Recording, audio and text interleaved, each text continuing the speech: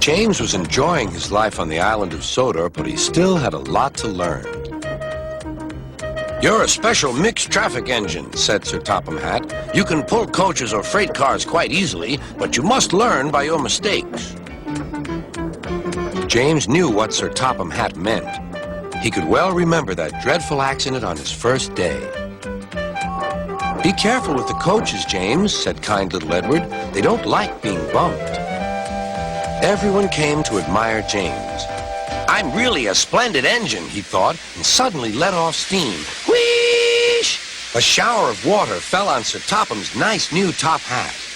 Just then the conductor blew his whistle, and James thought they had better go. Go on," he puffed to Edward. Don't push," replied Edward. The coaches were grumbling too. Don't go so fast. But James didn't listen.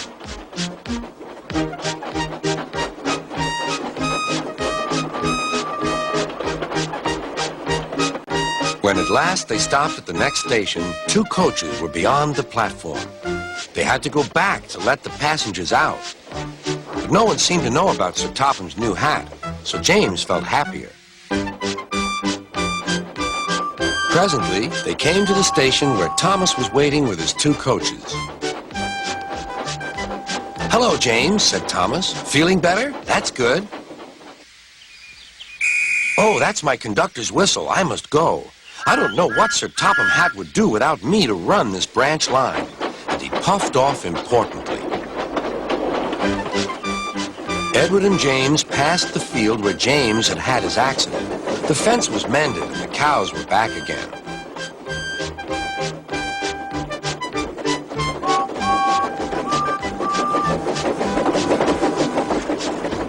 They ended their journey and rested before setting off for home.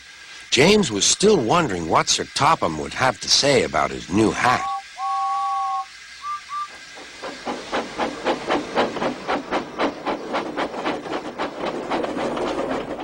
Next morning, he spoke severely to James.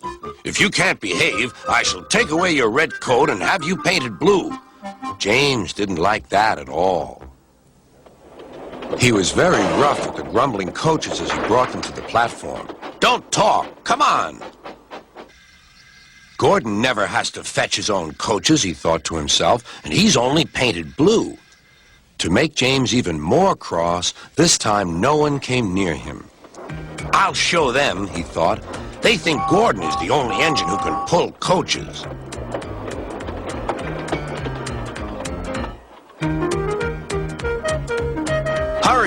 Hurry, puffed James. You're going too fast, replied the coaches. James laughed and tried to go faster, but the coaches wouldn't let him. We're going to stop.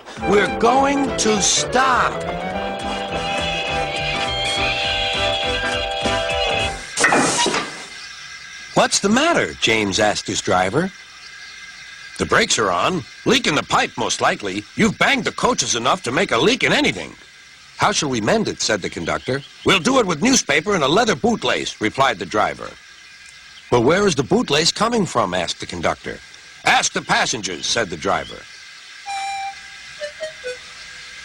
You have a leather bootlace there, said the conductor to a smartly dressed man. Please give it to me.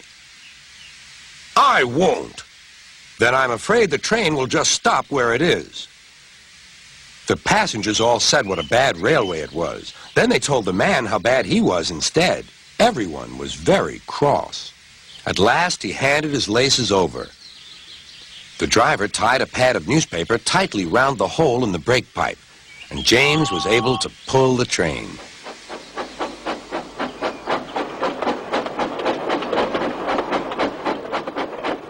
But he was a sadder and wiser James and took care never to bump coaches again.